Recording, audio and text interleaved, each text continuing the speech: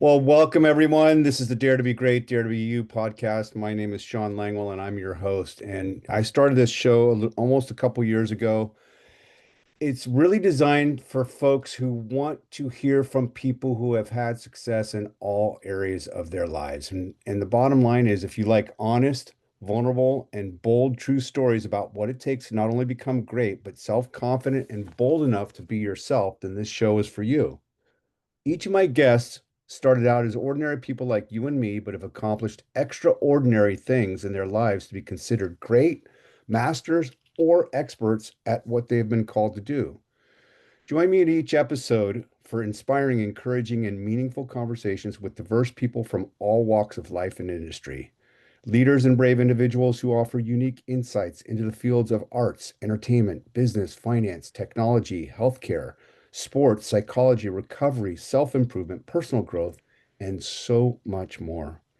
Whether you are in the same fields as my guests or not, I guarantee you will walk away from each episode feeling better about yourself and inspired to take the next bold step toward your own goals and aspirations. Your life will improve if you dare to be great and dare to be you. And today is a very, very special treat. I have my wife, Crissi Langwell, with us today, who's going to share a little bit about her author journey. And just to give you a background, if you're not familiar with her work, Crissi is a steamy romance author who writes heartfelt stories with humor, emotion, and a heavy dose of angst. Anybody like angst? She has been publishing books for over a decade, including her beachy Sunset Bay romance series and now her steamy small town romance series, Lahoma Springs. When she's not writing, Crissi stays busy as president of her local writers club, Redwood Writers, serving as communications director of Oakmont Village Association, and getting lost in a good book, everything from romance to fantasy to thriller. She lives in Northern California with her writerly husband, that would be me, Maine Coon cat Cleo, and a chair of laundry she swears she'll fold any day now, and it's usually Sundays. Welcome. And then it Yeah. and then more comes into place. So I don't know if it'll ever be done. It's like dust bunnies, You're like, wait, I just emptied that. I just swept the floor. Where'd it come from? And having a Maine Coon cat, we're sweeping up cat hair, running the little lint thing for the cat all the time. So Every day, every day. welcome, welcome, welcome. This is a treat, and the show's all about you. I may inject a little bit of personal insights just because we've been together a little while, but let's start out with your most recent book, The Jilted Lovers Club. Tell us what the inspiration was for that and what it's all about. Well, okay, so I'll do it in the opposite order and tell you what it's about. About two people who've been jilted in their past relationships. Jordy Gallo, whose fiance left her for her cousin, and Ashton Elliott, a single dad raising his daughter after his partner skipped town. Jordy's a New York designer in Lahoma Springs to revamp an old seed shop, which Ashton used to manage. And like the rest of the town, he wants her gone. But after a drunken mishap sparks an unexpected connection, they're forced to face feelings neither of them wants while terrified of being jilted all over again. So the inspiration behind this, first of all, I love small town romance. I find it to be the thing that I love settling into because the town becomes just as much of a character as the characters themselves. But the reason behind this story was I really wanted to tell Jordy's story. Now, she was in the last book that I wrote, which is called Savior Complex in the Sunset Bay series. And she was kind of the villain in that story. Nobody liked her, even though she was the one who was cheated on. Nobody likes a cheating romance, and it wasn't cheating romance, and everybody loved this book. So everyone was for the other girl, but Jordy was kind of left out in the wind. So people hate her, but they also were curious, like, what's her story? What happens to her afterwards? So this book kind of became an answer to that, and I wasn't sure if I had enough to it, and I ended up, Jordy is one of my favorite characters now. So she was the main impetus. I always get words wrong. Sean Uh-huh. helps me out with that. Um, she was the main impetus for this novel, and why it was written is because I really wanted to get Jordy's story. And through Jordy, I was able to write about some really hard issues that she was struggling with. and kind of made her this full circle character. So that's really the biggest inspiration as to why I wrote this story. Yeah, and we'll come back to that part in a sec. Hmm. I want to spend a little bit of time because you're not just a straight up, it's not erotica, it's steamy romance. There's a story, and we'll talk about more of your process and why that's important to you. But we live in Northern California, and you modeled Lahoma Springs, the town, the fictional town that the Jilted Lovers Club and this series, the Lahoma Springs series, is about. Tell us a little bit more about that because it's really cool when you're reading a book and you can identify it with some of the landmarks that are in your hometown.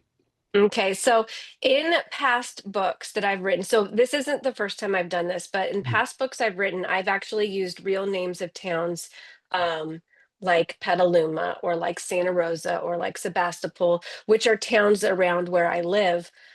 This time, I I put them in a place called Lahoma Springs, and there's like a purpose behind the name Lahoma. Lahoma is the Choctaw word for the people, and that was really important to me to make this a town about the people.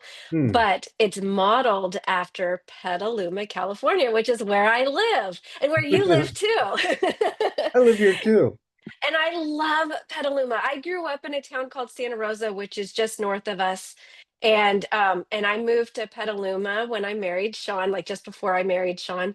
And I fell in love with this town so much. Like there is so much love about Petaluma. Petaluma is absolutely small town. We have some, growth that happens within our town, just like any small town in modern times.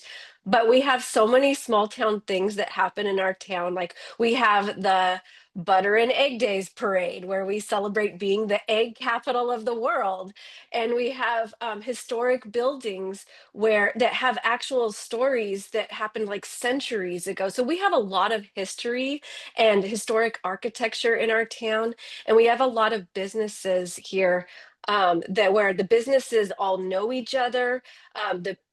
Everyone who lives in this town, we also know the people who own the businesses. Like this Mhm. is a community. And I really wanted to capture that in a story. And so that's what Lahoma Springs became.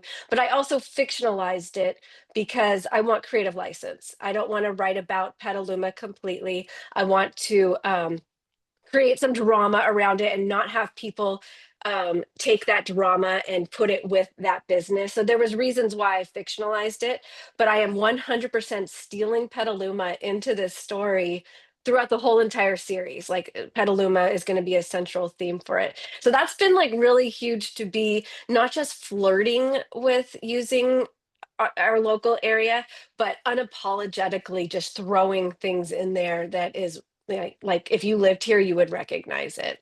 Well, and for those that do know you and they're within, a short drive, I mean, Petaluma, for those who don't know or aren't in the area, it's literally 30 miles, maybe 40 miles north of San Francisco. So let's go ahead because we're doing something here. It's not all spelled out 100% in the book, but tell them what those three key uh, buildings are because it'll also help the business owners of those buildings.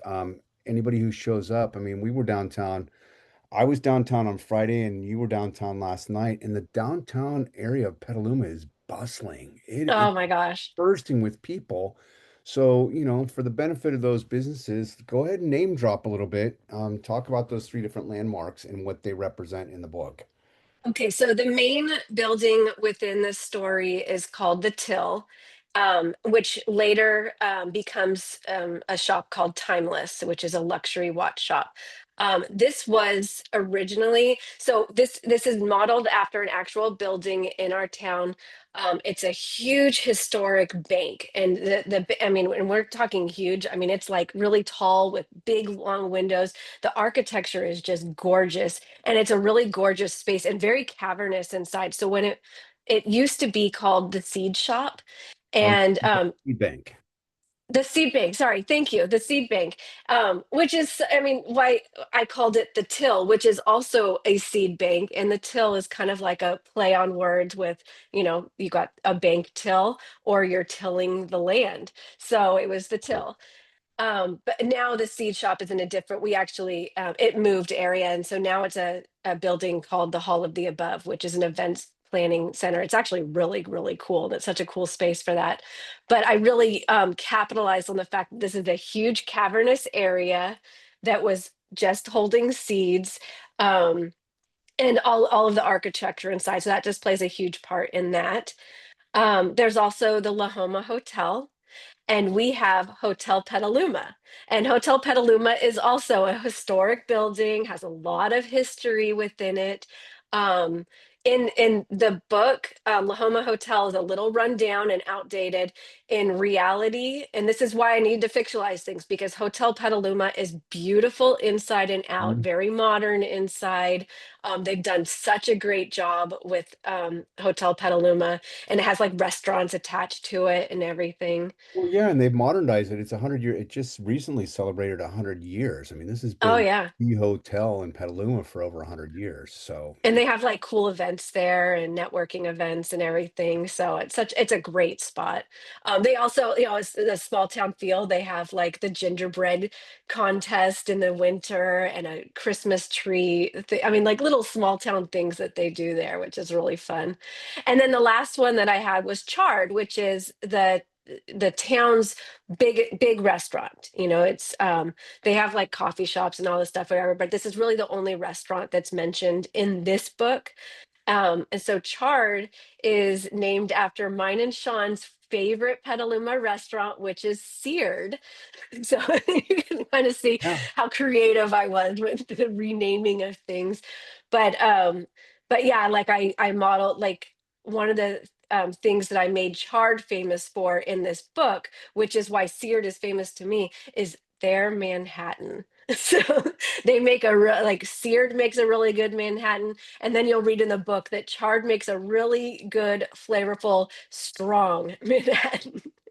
So you'll read about that. And no spoiler alerts on there because it's a pivotal part of the start of It's this. a pivotal You have to part. get the book, but so that's awesome. And for anybody who does come here who's not familiar with Petaluma, all of those three buildings are literally within a block off of East Washington and the Petaluma Boulevard. They're literally within a block to 2 blocks of each other, and it's cool. So let's go back because I'm one of your first readers of every single book that you've written, and we're going to talk about the journey when we first met. And you started with the post-it note saying you wanted to be a New York Times best-selling author. That dream is not dead, but we're in the process of helping you get there. But you've written what, 18 books now? 13 years I publishing? think I lose count, and so I think it's 18. 18 and edited a couple anthologies. You've been writing for 13 years, 7 romance titles, and then some past genres, including women's fiction, magical realism, and young adult. But this focus recently with the Sunset Bay series and now the Lahoma Springs series has really been on steamy romance. But it's not like we talked about briefly in the beginning. It's not erotica. It's not just gratuitous sex. There's a story behind everything. And if you could share a little bit, not the cheating romance, because that's not you and I, but talk about some of the personal challenges that you have gone through that find their way fictionally into your stories, because that is a connection point for a lot of people. And that's what makes your writing so powerful and that it's starting to gain traction where people are talking about it. They're like, you got to read Crissi Langwell. You got to read Crissi Langwell. If you didn't hear it the first time, you got to read Crissi Langwell. So take it away. Okay, so I mean, I could start back. I mean, each one of my stories always has a little bit of me in it, and I don't really know how authors don't do that, because we know what we know, and we have experiences that yeah, I love. What do I say? I tell the truth in fiction. Hmm. I love talking about truthful things, but fictionalizing it in ways that are relatable and that also don't put the spotlight right on me. But there are definitely themes within each of my books that do address something that I'm struggling with, or something that's important to me, or whatever. So we'll go back to like Masquerade Mistake. The main character in that is a young single mom. So Hmm. that's kind of one of my origin stories. Is I was also a young single mom. I became a mom for the first time at 20. I got divorced at 23 and raised my kids on my own until Sean and I got married. So I understand the ins and outs of that struggle. And a lot of that book was on what it's like to be dating as a single mom and all the things that you have to think about, where it's not just meeting the right person, but meeting the right person for your kids too, Mhm. because that person's going to be in their life. So these are things that that character grappled with a lot. And then in the second book was Marin. I'm trying to think of what it was that there. I loved her story. She was probably my first book on a really imperfect character. Like she struggled with addiction. She was not like she couldn't be considered the best of friend, but she came through when she needed to. Like there was a lot of imperfections about her, but And this is for that Naked Coffee Guy, right? that's for Naked Coffee Guy. I don't know if I should be holding up these books. Like Good. here's Masquerade Mistake for those of you who are looking on camera. There's Naked Coffee Guy. Lot more than one pack abs on that There, chest. right. And then Savior Complex. This one, I really, really dove into. I was starting my health uh, journey through like food struggles and body issues and stuff that a lot of women do struggle with. And so I had the main character really struggle with that. She did not have a perfect body. She definitely struggled with the foods that she was eating and the messages that she was getting, from society and from her own family, and just like things that the demons that she was working through. Um, that really shone through in this book, and that was like super cathartic with that. And then I continued that story in Jilted Lovers with Jordy, who comes from the same family as Nina, where she's dealing with body issues and what's okay to eat and being accepted in society, but she really struggles with perfectionism that she gets from her family, but also just from being herself. And I struggle with perfectionism. I don't like to be seen You as me. know, come I know, on. so weird. But the other thing that Jordy struggled with, and this isn't totally I mention this in the triggers, so I don't feel like this is a major spoiler. And plus, it's mentioned in Savior Complex, but Jordy had a stillbirth, and it's talked about briefly in Savior Complex, but we really dive into it in the Jilted Lovers Club and how that affected her, including how she related to her family, how she relates to kids after having this. Um, her the feelings that she grapples with she never wanted kids but then got unexpectedly pregnant and then loses the baby, and the complicated feelings that go around that. That's my story. I went through the same exact thing. My third child was a stillbirth, and it was a pregnancy that was not wanted in the beginning. Like I did not plan to get pregnant, and then it happened, and I was getting very little support at home, and facing the fact of being a married single mom of of a third child, and then we ended up losing that child and all the guilt that came along with that.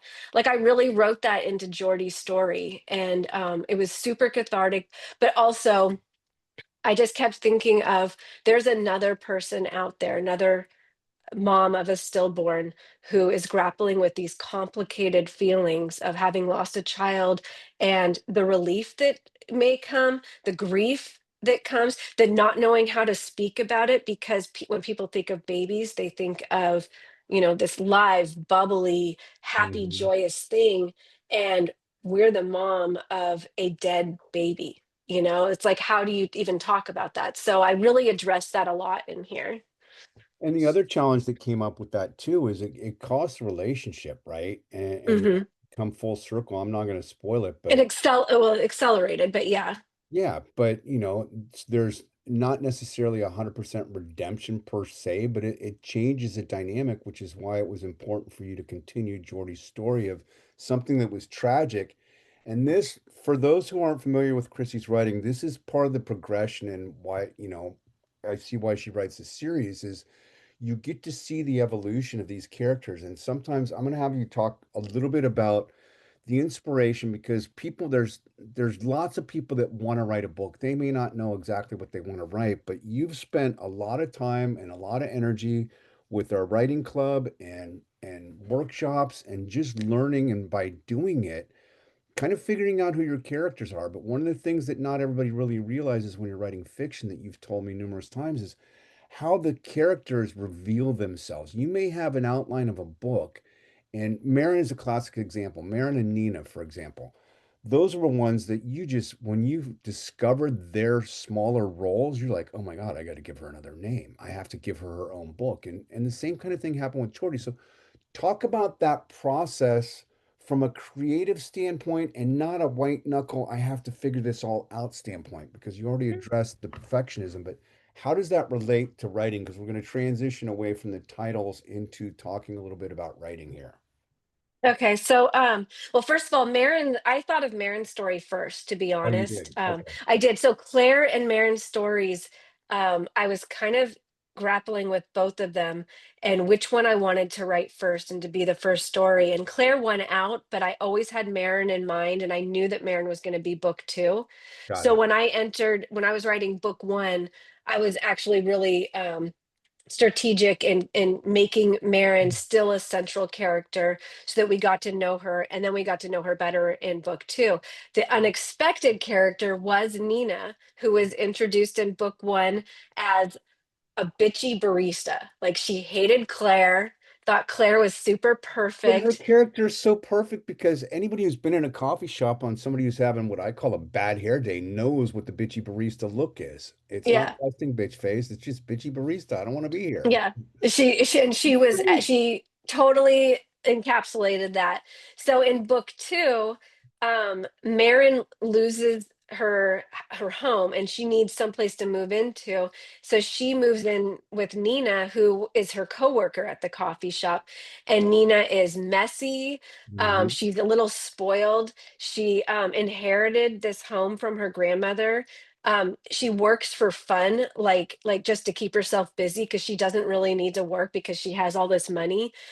So we find out about her, and we're just like, man, she is like shallow and a mess and totally like complicated, whatever. So while I'm writing book two, I'm like, oh my God, like how fun would it be to really dive into why is she a mess and what actually is between this, and is her life actually that perfect? So then, I start writing book three, which, I'm going to be honest, of all the books that I've written, and I love Jilted Lovers Club. I always love all the books that the book that I just wrote is always my baby, but Savior Complex will always be my favorite book, because the whole entire thing, the fact that it's a love triangle, it is a cheating romance, and it's with a very complicated character, makes it my favorite book, because I took somebody who was introduced throughout this series as being flighty and bitchy and all about herself, to being like, she's really struggling with some major things, and she's the black sheep of her family. They all hate her because she inherited everything and they inherited nothing, but there was reasons why. And then there's something really tragic that happened in her life that nobody in her family is really acknowledging. So it just kind of, and then Braden, who is the hero, the hero cowboy of the series, um, comes in and he understands her completely. So it's just, that one I felt like I really took some complexities and gave it a human side. No, and this, so we're going to transition into some of the internal dialogue as a writer, as a marketer, as all of the things and all of the above, because these things do find their way into the dialogue in your stories in various forms and fashions. But let's talk about success for a minute. You know, there's success of completion. There's success in publishing a book. There's success in publishing 18 books 13 years later. But there's more recent success with some local opportunities that kind of landed in your lap, but you also took some initiative. And I'm going to let you tell this story. And we're talking in particular about the Velvet chapter that just opened up here in Petaluma.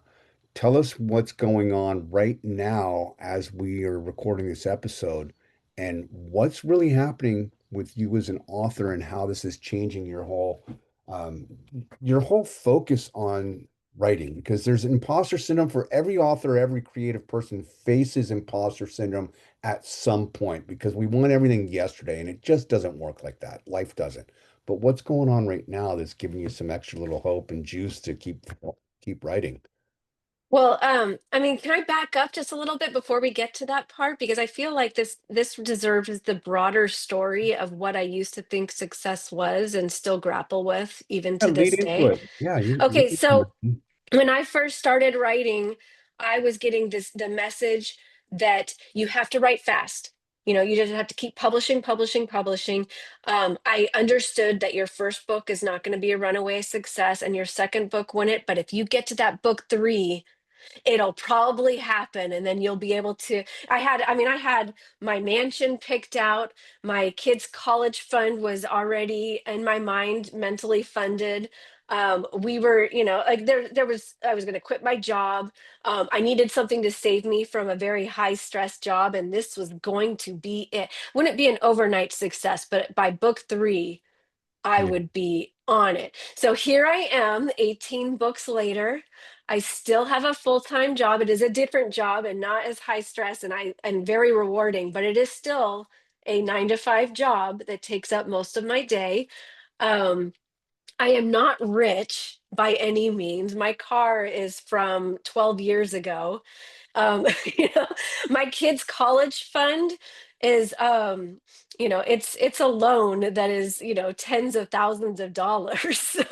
So we have not made things happen. I am not on the New York Times bestsellers list, and in the times that I have focused on that, on that I'm supposed to be way further in my career, that I'm supposed to be making tens of thousands of dollars a month on my books, that I'm supposed to have all of these followers and fans eating up all my stuff. It has created the worst unhappiness in me and writer's block and stunted me as a writer to the point where I didn't even know why I was writing books. Like, why even do this if it's not like benefiting me financially? And it took, I actually got, when I went through a major writer's block up to the pandemic and beyond. And it was really hard for me to write. Like writing just wasn't happening, and I was so frustrated about it. But then I wrote a romance that I was really proud of, that I really liked, and the ideas started to come to me, and I started focusing more on the story and the joy that I had out of it, so that by the time I got to Sunset Bay, I decided, can we swear on this Yeah. podcast? Yeah. Okay, this was my fuck it series. Like, fuck it. I'm gonna write what I want, how I want it. I'm gonna write the steam level I'm comfortable with. And I started out, a little slow, but now I'm at the steam level that I want to be at. I don't care if my mom won't read it because I'm writing what I want to write, and it feels good. And that's what, and I took chances with each of these. I actually took on tropes that I knew were not everybody's favorite, and that would be, and number one was the secret baby romance. People hear baby and they're like, no. I'm like, fuck it, I'm writing it. um I'm gonna have to uh retitle this episode the Fuck It episode. I know. And then book two was where I amped up the steam as probably my steamiest book. Fuck it. And number three, I'm like, love triangle. What is the one trope that everybody hates? Love triangle and cheating. I'm like, fuck it, we're putting it in there. So I did. And it was so liberating and so freeing. And it really unblocked something in me where I'm like, you know what? I might not be rich and famous, but I get to write what I want when I want on a publishing schedule that's comfortable to me. My covers look the way that I want them to be. The whole entire process is, I have all this control over it. What am I complaining about? Yeah. And it also, because I was so liberated and free about it, people are drawn to that. Yeah. Which is so crazy. But people started actually, I actually started getting a little bit of a following. I'm not like, rich and famous or whatever, but I do have people who are waiting for my next book, who are, as soon as I release a book, they're purchasing it, they're leaving reviews, they're sharing about it. So this has been like a little bit of a fun change. So to get back to what you're talking about, what's happening right now, I'm getting ready to publish Jilted Lovers Club. Um, and I am feeling the normal feelings of anxiety around a book release. You know, will it do well? Will people actually like this? Is it as good as Savior Complex, which I thought was, my best book that I've ever written? Will it measure up to what I think that standard is? Will people receive it that same way and be as affected by that book? And at the same time that I'm getting ready to launch my book, there's a romance bookstore that's getting ready to launch right here in Petaluma called The Velvet Chapter. And they're not just romance. They have they really focus on romance and fantasy, but they have a little bit of other genres too that kind of are related genres, but they really do romance and fantasy. And we connected and they asked me if I would be willing to carry my books in their store before release, which I'm like, hell yeah, let's put them in there. They started promoting the fact that my books were in there. I'm promoting the fact that my books are in there, promoting the fact Well, that let me interrupt for a yeah, second. yeah, go I ahead. want to give people the details because this is something that is a story for anybody who has written a book or two or three and is at that spot of your journey where you have been and I've been and am at, where you're still trying to figure out your navigation. And we went down there for a soft launch on a Friday evening. There's only maybe 7 to 8 people in there because it was not publicized. It was going to be the big launch the next day. And you walked in with a bag of books. Tell people that story of what happened. I brought in a bag of books and immediately I was pounced on. And people are taking books out of the bag because they want it. And they've really drawn to Naked Coffee Guy because I mean, come on, we have if for those who can't see this, there is a naked chest on a cover of Naked Coffee Guy. Um, so people were really excited about that. But then as things are going on, people learning that Lahoma Springs is really Petaluma in disguise has been such the marketing tactic here in Petaluma because the word is starting to get around. The book keeps selling out. I keep having to bring books down there. I came down there just yesterday to bring more books, and I'm like running out of what I actually have on hand. I have a shipment coming, and so I'm still waiting on that. I come down there with books, and there's already like a post-it of somebody who wants a book inscribed to them. While I'm sitting there talking to the owner and he's already placed the books on the shelf, somebody makes a beeline to my book because they've heard about it. So the buzz that I'm getting, this is so new, because it's different from when you post things online. This is a bunch of people that I don't know them, and I'm not connected to them, and it's very flattering to have strangers going to your books, but to have your own community suddenly, it's such an intimate feeling and so It is. And personal. and you get tangible evidence of being face to face and eyeball to eyeball with your fans and people who love your books, and you don't forget that. And I sat back and watched this whole thing happen, and I'm like, oh, holy crap. It's not that I can't believe it, but this is happening like right now. And just the switch and the difference that I've seen in you with this release, because anybody who's releasing a book, they go through the natural, it's almost postpartum depression for a minute, and Mm, you want it really everything is. yesterday. And it doesn't happen. Life doesn't happen that way. But this Hmm. is like it's flipping that on its head. And there's all these things happening and conspiring at the same time. And it's just such a joy to watch you grow with this, and it's helping the local business too. Well, and I, to share on that, like I've done like most of my marketing or promotion or anything has been to the online world. Hmm. Um, I have this mental block against doing things locally, even though I'm very involved locally in the writing world. I'm, president of Redwood Writers. I'm on the board of the California Writers Club. Like I do things that are locally, but it's always with the spotlight not on me. It's on everybody else, which is where I am a natural background person. I will be very comfortable if I'm in front of a crowd. It's not to talk about me, it's to talk about everybody else or the club as a whole, or things that aren't leading people to look at me.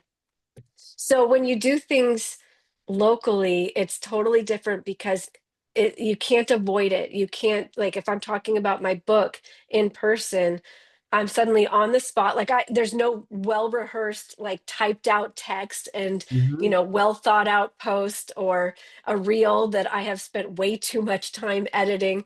It's just me talking about my book and what it's about. And that can feel a little daunting, but it has this lasting power that you don't like.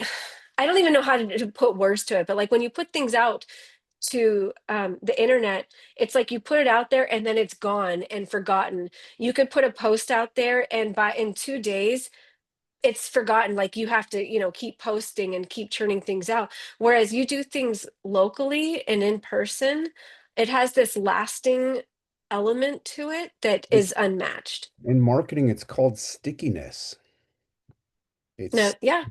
and that's what's going on here. But we talked about this last night, and I want to bring it up in this podcast, is that's different for you. It's safe. It's safe to be detached and just put the Yeah. stuff out there into the world and not totally lean in and be vulnerable. But the reward on being vulnerable and just kind of being led because people are showing interest and you're getting that firsthand.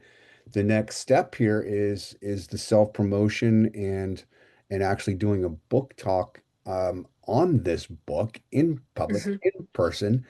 But talk about that. You've done them in the beginning. You haven't done it in a while. I've done a couple myself, but it's still agonizing when you are there sharing your baby and you have to feel these questions about it. And it's 90% of it's up here in our head, but walk people through where you're at right now with this because you don't have the date set up yet. If you did, we'd be Mhm. promoting it. But look for a date here in town at the Velvet chapter in Petaluma at the Old Mill sometime in September. Chrissy's going to be there doing a book talk about jilted lovers, and there's going to be a whole kinds of other stuff. Check Okay. Velvet Chapter's website, etc. But go ahead. So I don't know if it'll actually be a book talk. It may just be a signing event, but there will be fun things around it. Like vendors will be there and You need talking a with the chance to meet the author.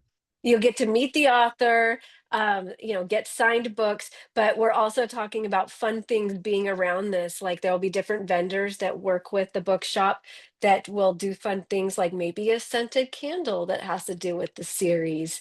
Like what does Ashton smell like? That may be in a Wow. candle. Stickers, like little swag things, which is something that you don't get from online posts, and a lot of these things come around books I would have to do myself, but working with a bookshop that is, I mean, they're so well connected. uh there's some opportunities there that I wouldn't even have noticed or been able to do beforehand. So what's your process though? Because you haven't done this in a little while. I know you know how to do it because I watch you do it and you thrive every single time despite the agonies and hiccups beforehand. But when you get up there and start talking, the switch goes on. So walk people through what that's like and even what you're going through now because you haven't done it in a little while. What are some of the issues that come up about being in front of your fans? Okay, so first of all, I will always overplan on what's going to be said and done and whatever, and I'll write about it a lot and journal about it a lot and agonize about it a lot. And then I get to the day of the event, and beforehand, I might be a little bit nervous, or a lot nervous. It really depends. And then I get in front of people, and it is like a switch goes off, and I start absorbing their excitement and energy, and I just feed on it, and it feels really, really, really good once I get over the whole overthinking um the pre-work that I do on this. Pre-week work. Yeah, so once I get into it, and it's I just stopped thinking about it, and it always helps to have, like, I do always have notes with me, and they're bullet points, like not fully out written out things. Because if I do fully written out anything, first of all, I'll either read from it completely, which is so unnatural, or I just won't even look at it at all because it's too much. So I will always have like some bullet point things so that I don't forget.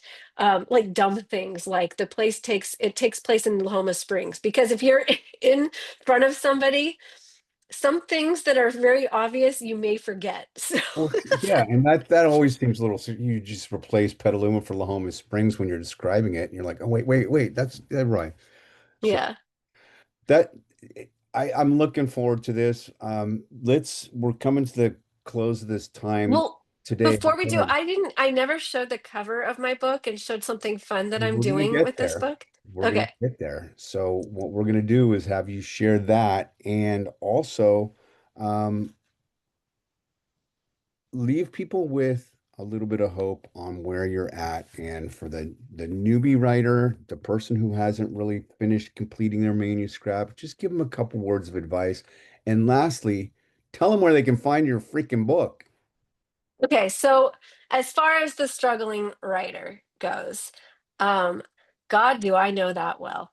I have struggled. I still struggle. I still go through times where um, I think we all have that elementary kid inside of us that feels like we're on the outside looking in, and that everybody is faster than us or more talented and know how to put together things way better. Like now we're in this social media world, and comparison is a bitch. Like, Mhm. it's you see for me, I'm 47 years old writing in a romance genre where my characters are in their late 20s and my readers are in their 20s and 30s. And I'm seeing these new authors come in who know way more about social media than I do, who know, like, they're putting steam in there that is way beyond what I'm doing. They're capturing like readers. There was one person that got like 6,000 pre-orders for their book. And how do you compete with that? You don't. You don't. You do what you do best. You stay true to yourself. You Mhm. remember why it is that you're writing. Um, I'm not writing to become rich and famous. That will be a wonderful byproduct of what I'm doing. But I'm writing because I have a story to tell, and I'm writing things within the story that I believe my readers can relate with because I can relate with them. And that's my main thing, is the connection point that my stories bring. And so when I really lean into that, it creates purpose within my writing and purpose for what I'm doing. So if I never become rich and famous, okay, I still get to write. So You're that's, having fun doing it. and You're I'm having a fun. wonderful storyteller and you're having fun. You know, there's when I first started learning about writing and you talk about punish your characters, I'm like, why would you want to do that? Everything's supposed to be Pollyanna. It's like, no, it's boring if it's Pollyanna. You have to punish Right. your characters and create tension. And as authors, we have to navigate our own personal tensions of Hmm. these things that come up as writers and sharing our work with the world. So Hmm. let's not hold them hostage any longer. Show them the three different versions of the cover and end with the one that's super fancy that they can only get if they go to your website. All right. So this is the main image of the cover. For those who are listening, it's with a couple on the front cover with the Jilted Lovers Club on it. And then, and I call this the romantic cover.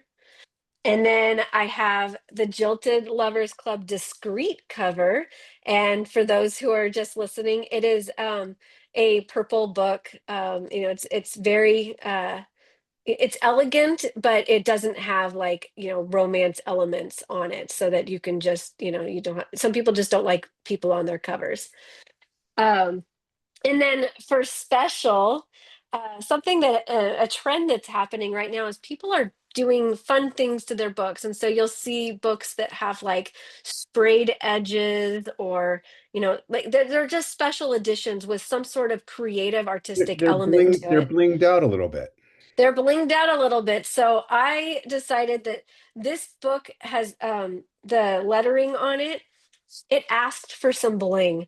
So um those that aren't watching this, I have bejeweled the lettering on my book, so that you can see it, like it's shimmering under the lights. I did this for both versions. Um, These do take quite a while to do. So I'm offering a limited edition of the limited number of these on my club, or I'm sorry, on my website. It's not going to be a lot. Like there will be at this point probably like five each of these just to see what, if people actually want these. But I'm having fun with them. I think they're gorgeous. So you can only get those through my website, which is at ChrissyLangwell.com. And then where are your books, all of your books available? So Amazon, of course, you can get those. They're on Kindle Unlimited. So those who are subscribed to Kindle Unlimited can read this for free through that. You can also get it through my website, and you can get it right now at the Jilted Love. Or sorry, you can get it at the Velvet Chapter Bookshop. The Jilted And Lovers Club. That may be an offshoot that they want to right, end I up know doing. we're Get gonna your own team store. together. And then it will also be available at Copperfields and here in Petaluma. Well, thank you, my dear. This has been a delight, and it is truly a joy to watch this journey transpire that you were well into, and I'm getting a taste of it on the outside, and I get to chase some of this as I publish my own books. And by the way, Chrissy's a magnificent cover designer. If anybody out there listening to this needs a cover design or formatter or even editor, she's done the covers and editing and formatting for every single book that I've done, with the exception of one. I paid another editor to do that. Does great work. So ChrissyLangwell.com, my wife, my beautiful bride, and my best friend for life, who is just a kick-ass author. And this has been Dare to Be Great, Dare to Be You. I'm your host, Sean Langwell. I hope you enjoyed the show. If you did like it, leave a review and share it with other people, because this show and the content on the show is best when it's shared. So thank you and have a great day.